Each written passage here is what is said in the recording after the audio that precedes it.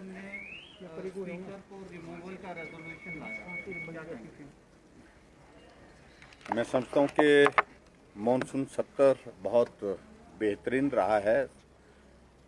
जितने भी प्रश्न विपक्ष की ओर से सत्ता पक्ष की ओर से माननीय सदस्यों ने इस सदन में पूछे हैं, सभी के जो उत्तर दिए जा सकते थे वो उत्तर दिए गए हैं। सार्थक चर्चा हुई है और बिल का पारण हुआ है। और इसके अतिरिक्त मैं ये भी कहना चाहूँगा कि हिमाचल प्रदेश विधानसभा में मॉनसून सत्र के रूप में शायद ये सबसे लंबा 10 दिन का सत्र हुआ। आमतौर पर मॉनसून सत्र 5-6 दिन का होता था, इससे ज़्यादा नहीं होता था कि हम ज़्यादा समय के लिए बैठें, ज़्यादा विषयों पर हम चर्चा कर सकें। और पिछले बजट सत्र में हम सत्र को जहाँ तक जितना दिन की हम सिटिंग करना चाह रहे थे उसमें व्यवधान कोविड के कारण पड़ा था। और ऐसे में हम जो हमारा 35 जो सिटिंग का एक टारगेट एक साल का रहता है उसको भी अचीव करें, उस दिशा में हमने आगे बढ़ कर के काम किया। और मैं समझता हूँ कि बहुत लोकहित के महत्वपूर्ण विषयों पर इस माननीय सदन में चर्चा हुई।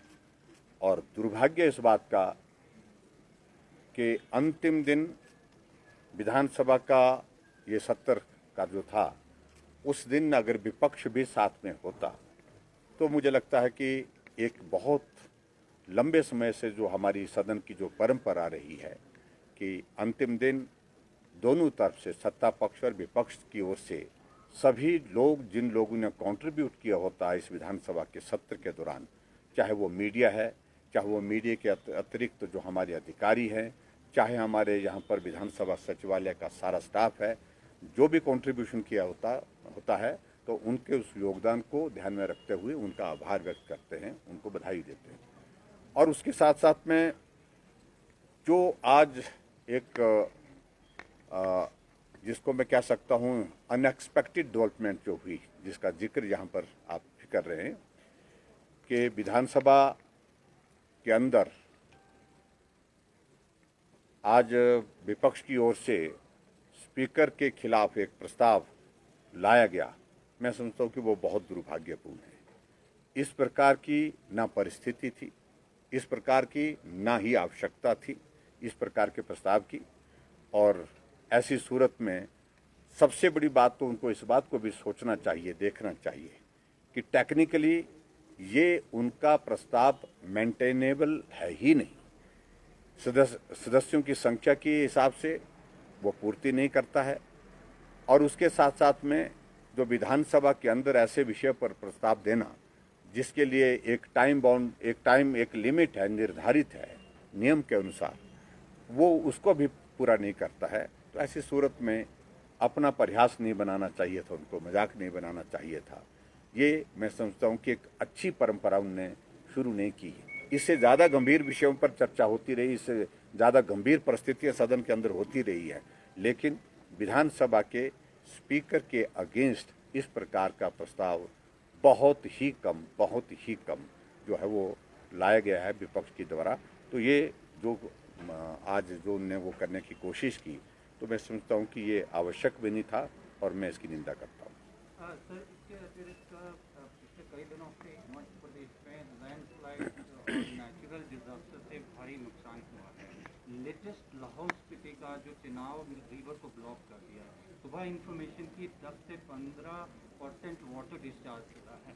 अभी लेटेस्ट अपडेट क्या है? क्या गांव खाली किए गए हैं? आगे कितने गांव हैं? क्या कोई टीम स्पॉट पे विजिट की है? आज सुबह ही इस बात की सूचना मिली कि जो है वो जो चेनाब नदी का जो बहाव है ऊपर से मलबा गिरने के कारण पहाड़ से भूस्खलन के कारण जो है वो अवरुद्ध हो गया है। और उसकी वीडियोस भी हमारे पास आई, वहाँ पर हमने देखी। और उसके पश्चात तुरंत मैंने अधिकारियों से बात की, डिप्टी कमिश्नर से हमारी 3 बार बातचीत हुई, वहाँ पर जो मौके पर ही थे पुलिस के अधिकारियों से बातचीत हुई।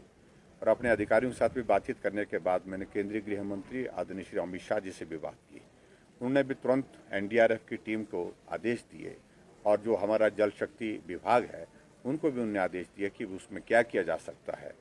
तो हमने यहाँ से तुरंत सुबह ही 11:30 बजे शायद मेरे ख्याल में यहाँ से हमारी टीम, जिसमें चीफ सेक्रेटरी के साथ डीजीपी और साथ में हमारे ट्राइबल के जो मिनिस्टर जो वहाँ के विधायक भी हैं डॉक्टर रामलाल मारकंडा, उनको रवाना किया है।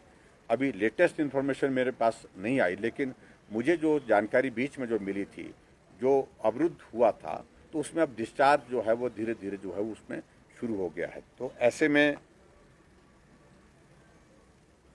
और कहा गया कि वो लगभग मोर देन 50% जो है वो उसका जो है डिस्चार्ज जो है वो जो है वो शुरू हो गया है नॉर्मल कोर्स में। ऐसी सिचुएशन में फिर भी हमने वहाँ पर डिस्ट्रिक्ट एडमिनिस्ट्रेशन को सुबह ही आदेश कर दिए थे, जो गांव इसकी जद में आते हैं, रीच में आते हैं, रेंज में आते हैं, तो उनको तुरंत खाली कर दिया जाए और आगे भी चेतावनी जो है इस बात की जारी की जाए, ताकि कहीं भी इसके अगर एकदम पानी अगर वहाँ से छूटता है उस बांध से जो वहाँ पर बन गया था, तो उसके टूटने के कारण नुकसान ज़्यादा न हो, उस बात को सुनिश्चित करने के लिए कहा था। अभी मैं लेटेस्ट अभी सदन से आने के बाद जो है मैं तुरंत इस बारे में बातचीत करूँगा। किन्नौर में 15 बताया गया था बॉडीज रिकवर हो पाई है सुबह तक, क्या उसमें अभी कोई अपडेट आया है? रेस्क्यू कंटिन्यू है? हालांकि रेस्क्यू कंटिन्यू है। अब वहाँ पर पहले मैनुअली किया जा रहा था, आज से वहाँ पर वो मशीन को हमने कहा कि क्योंकि वो संभव ही नहीं हो पा रहा था मैनुअली वहाँ पर रेस्क्यू ऑपरेशन को जारी रखना, क्योंकि बहुत सारे बोल्डर्स भी है, मलबे भी बहुत ज़्यादा है, तो इसलिए हमने कहा कि बड़ी मशीन जो है वहाँ पर भेजी जाए। मशीन ने काम शुरू कर दिया है। जो जानकारी मिली है मुझे, शायद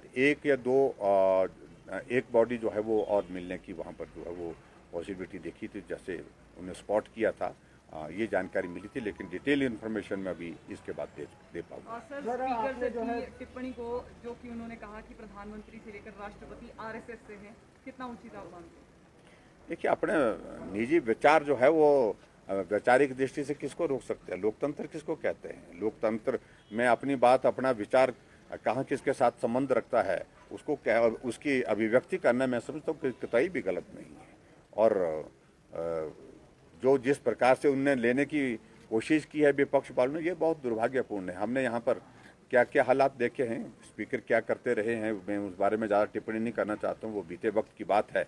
लेकिन जितने सहज और शालीन स्वभाव के हमारे वर्तमान स्पीकर महोदय हैं, ऐसे बहुत कम देखा आपने।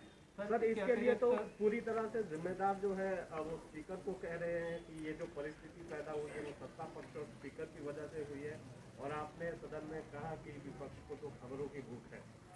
नहीं, स्वाभाविक रूप से उनको खबर में रहने की भूख से, क्योंकि वो खबर के माध्यम से ही आए हुए हैं। मैं उनके बारे में ज़्यादा नहीं कहना चाहता हूँ। मैं लोकतंत्र के चौथे स्तंभ का बहुत सम्मान करता हूँ, और उनको आदत पड़ी है खबर मेरी ही लगनी चाहिए, मेरी ही होनी चाहिए, और मैं नई खबर कैसे बनाऊँ, ऐसी चीज़ के लिए कोशिश करते हैं, क्योंकि उनकी बैकग्राउंड उस तरह से रही है, तो इसलिए स्वाभाविक रूप से उनकी रुचि उस दृष्टि रहती है। कोई बुरी बात नहीं उसमें कतई भी। मेरा कहने का मतलब कि सदन में मर्यादाओं का हनन नहीं होना चाहिए। एक माननीय सदस्य ट्राइबल के अपनी बात कहते कहते कहाँ से कहाँ पहुँच के देश की, यहाँ पर प्रदेश सरकार की जो जनहित की नीतियाँ हैं उस पर चर्चा हो रही है, और जाकर के वो राष्ट्र को किसने आज़ाद किया और उसमें किस किस की भूमिका क्या रही, वहाँ पर पहुँच गए।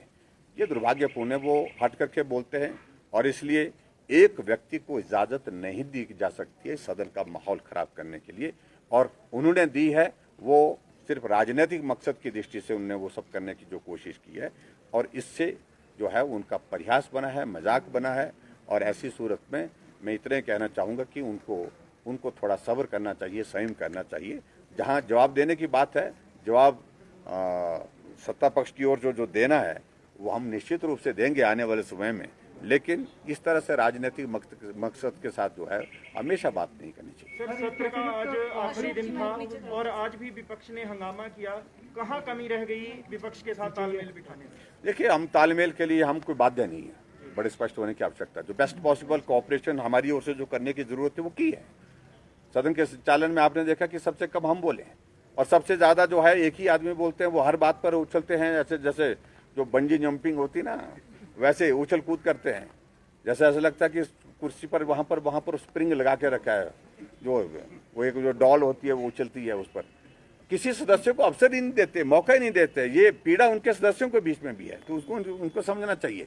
विपक्ष का नेता, उनके साथ विपक्ष का नेता का शब्द लगा हुआ है, और विपक्ष के नेता के नाते उनको तब बोलना चाहिए जब बाकी सदस्यों को अपॉर्चुनिटी मिल जाती है। उसके बाद अंत में उनको कंक्लूड करना है कि अगर कहीं अगर बात नहीं बन पाई तो अपनी बात कहनी चाहिए। लेकिन अपनी ही बात से शुरू करना चाहते हैं, अपनी ही बात से खत्म करना चाहते हैं, तो ये तरीका जो है वो ना विपक्ष में उनके सदस्यों को स्वीकार है, और यहाँ हमारी तरफ भी हमको स्वीकार नहीं है। सर, आज जो कोविड की रेस्ट्रिक्शंस आज से बड़ी हैं, खासकर बॉर्डर एंट्री पे जो लेटेस्ट गाइडलाइंस हैं, किस तरह से रेगुलेट किया जाएगा, बॉर्डर्स पे कैओस की स्थिति ना बढ़े, इसको लेकर रेगुलेट करने के लिए थोड़ा करना पड़ेगा। अभी 2-3 दिन 4 दिन तक मुझे लगता है कि थोड़ी बहुत कठिनाई आएगी, क्योंकि बहुत सारे लोगों को जानकारी नहीं है, वो रूटीन की ट्रैवलिंग करते हुए आ रहे हैं, जा रहे हैं। तो मुझे लगता है कि 2-3 दिन के अंदर इस बात की जानकारी लोगों को मिल जाएगी, उसके बाद कोई दिक्कत नहीं आएगी। Thank you, please, thank you, बहुत बहुत धन्यवाद। 15 अगस्त को लेकर सर इम्पोर्टेंट है सर, 15 अगस्त को लेकर क्योंकि देश भर में बहुत सारे इस जगह पे अलर्ट है। हिमाचल प्रदेश में भी सुरक्षा की दृष्टि से लंबे अरसे से कुछ थ्रेट परसेप्शन भी रही है, उसको लेकर भी सिक्योरिटी अरेंजमेंट क्या है और किस तरह से पूरा ये आज़ादी का पर्व मनाया जाए? कि 15 अगस्त बिल्कुल वैसे ही मनाया जाएगा जैसे हम पहले शान और शौकत के साथ मनाते थे। पूरे जोश और जुनून के साथ मनाएंगे। इन बातों का कतई भी कोई असर नहीं है, और ना ही कोई औचित्य है उस व्यक्ति का जो जिस प्रकार से वो धमकी दिए जा रहे हैं। लेकिन फिर भी उसको एक संदेश देना है। आज मैं देख रहा था समाचार पत्रों में, उसके ही गांव में है जो है तिरंगा झंडा बड़े शान और शौकत के साथ वहां पर फहराया गया।